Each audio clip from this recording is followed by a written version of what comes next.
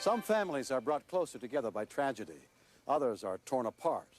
Until the time comes, you can never know how it will affect you, as one family from San Jose, California discovered in January of 1989.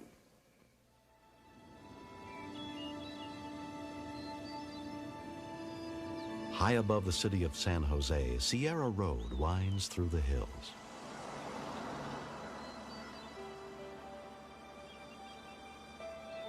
Kids have a tendency to ride their bikes down there extremely fast.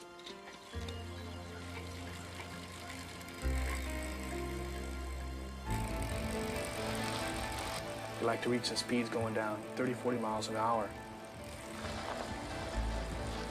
When you're going that fast down the hill when you're on a bicycle that weighs only 5, 10 pounds, and a vehicle gets in front of you, there's just no way you're going to stop.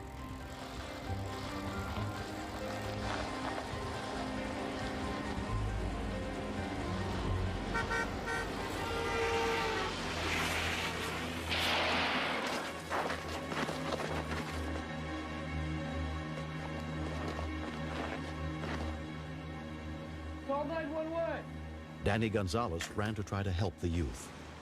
He looked like he had a real bad head injury, and he was in convulsions and spasms. There was nothing I could really do for him. So I just waited there and tried to comfort him as much as I could. Danny's girlfriend, Missy Kraushaar, called 911. San Jose emergency, what are you reporting? Yeah, I have an emergency. There's this little boy who just fell off his bike. He looks pretty bad. San Jose Fire Department EMTs were immediately dispatched to the scene.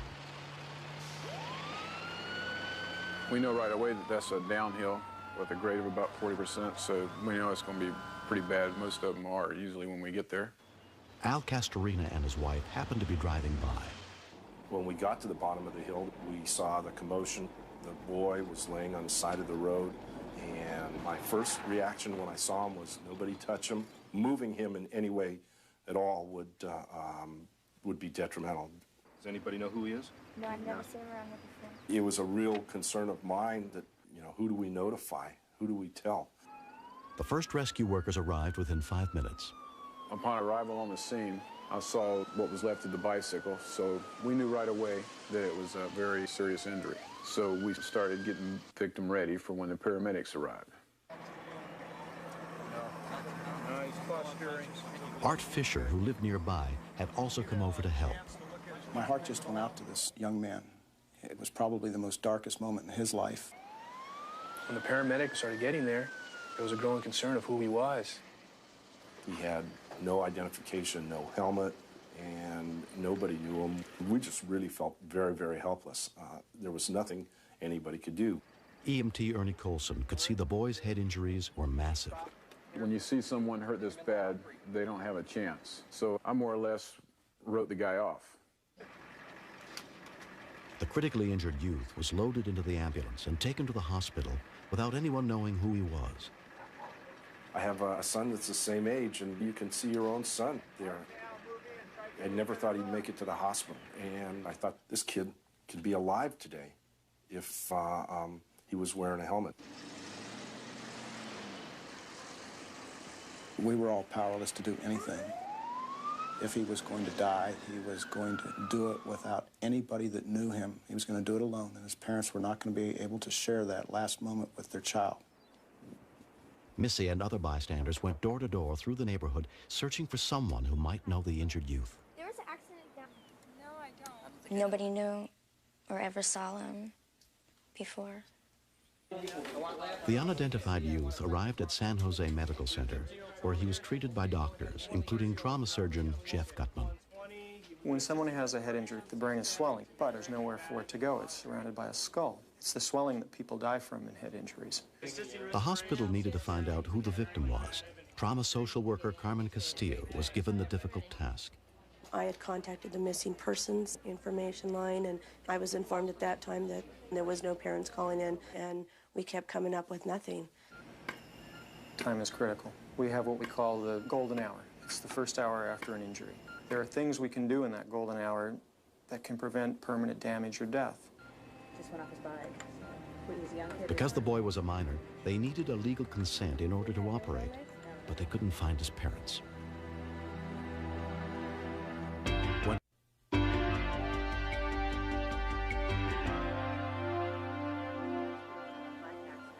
When an unidentified youth suffered a serious head injury in a bicycle accident, his parents could not be located in time to give their consent for a critically needed operation.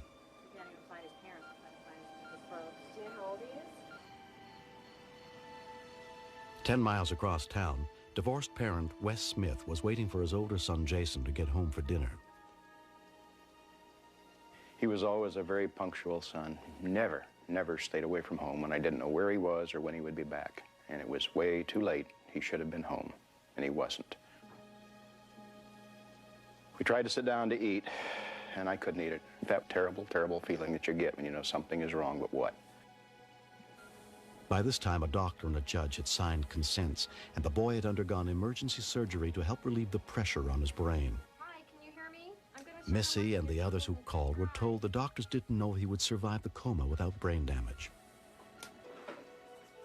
I thought the police wouldn't take a report till he'd been gone for 72 hours, but just in the off chance that there was an accident involved somewhere, I thought I would call them. Hi, this is Wes Smith. I live here in San Jose.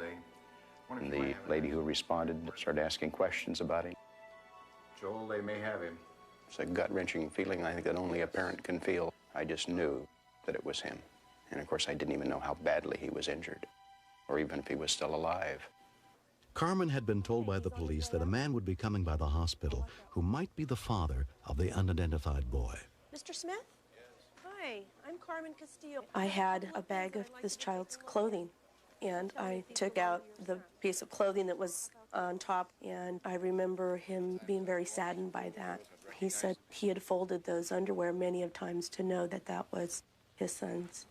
Then the next thing I'd like to do is go into the room, okay? I begun to realize that this indeed was the beginning of my worst nightmare. You could step out. Joel was outside in the corridor. They didn't want to bring him in until we were sure it was indeed his brother. We'll go this way. His head was completely shaven. He was all bloody on one side of his head, and he had tubes and probes and everything going, all parts of his body, and the monitor going, and a breather going, and you could hardly recognize him for what he was.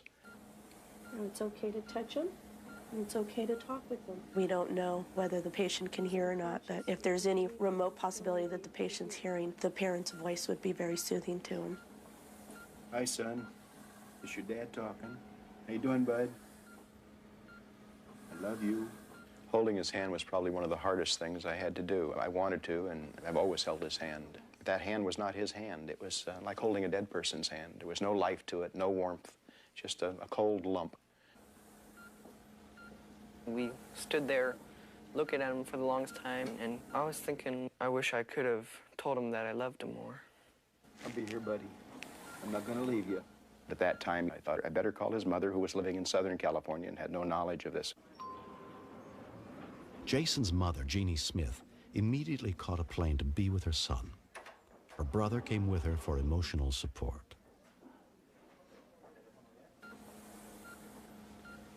Nothing could have prepared me for the sight of my precious son laying there so close to death. And the only thing that I could think of was, he's not going to make it through the night. In that first 72 hours, it's difficult to give a good prognosis on what's going to come out. But in my heart of hearts, I did not think Jason would survive. The first thing that Wes and I talked about was that if Jason should die, we wanted to donate parts of his body. We felt that if he did not live, that we certainly wanted somebody else to be able to live because of Jason.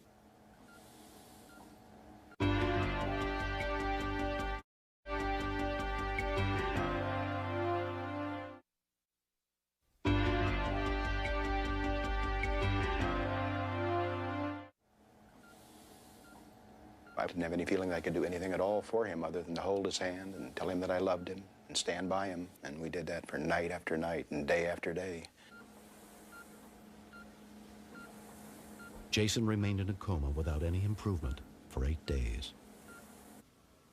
Carmen met me outside and said, "We have a surprise for you today. Come on in." We have a surprise for you guys. I walked into the room, and Jason was looking at me through one eye that was barely open and the other still completely closed and scabbed over.